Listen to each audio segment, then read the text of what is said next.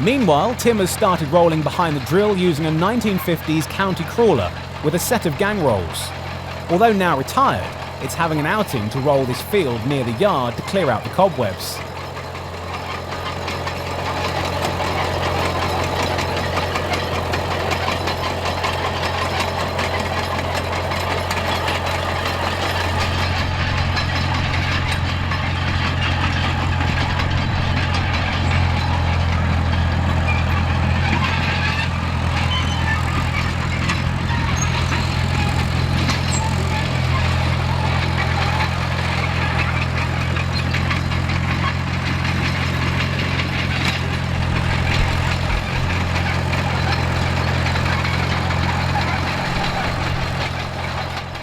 The county is based on a Fordson E1A Major skid unit equipped with the county full-track conversion.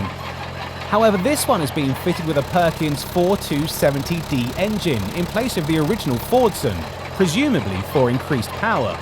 The Perkins most likely being set to produce over 60 horsepower. Like the original Major, it has 6 forward and 2 reverse gears.